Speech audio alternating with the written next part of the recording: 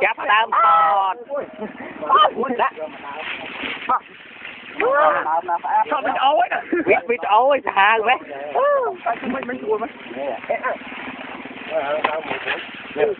Chơi hết đi kìa. Thọt đi. Ai mà lông bế nè, hỏi nè, làm tháo nhá. Dành bế nhá, dành bế nhá. Ý.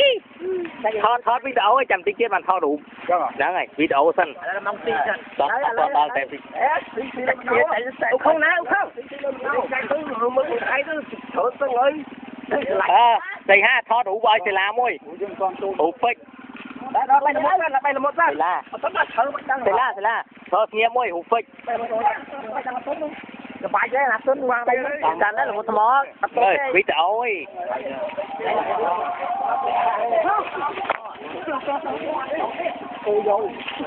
Chanh biển lấy. Thì nhận đi. Này. Ô nè.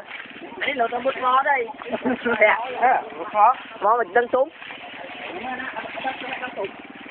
Lấy nhưng mà là khai tung ấy, đâu cho nó mỏ.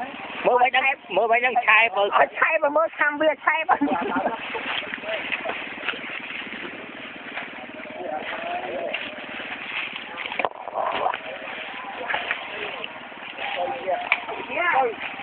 Dạ, không á không.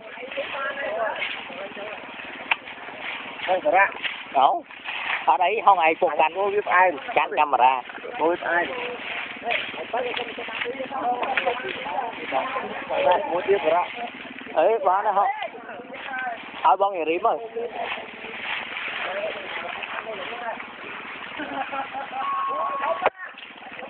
Hết đã ọt đây mà.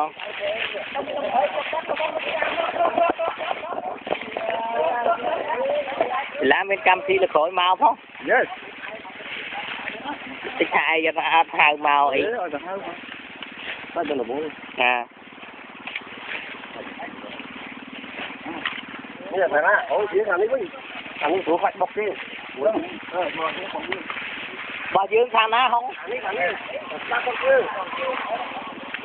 Dương bà ca háo thằng sẽ đám bà không? Thằng quay nha đắng đi.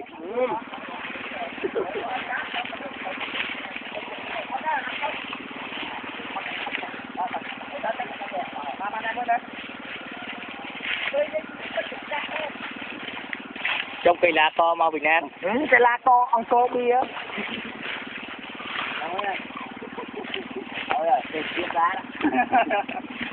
Cái thằng chưa cho khổm. Thọt con ai cho thọt. Thọt bay nhẹ môi nữa.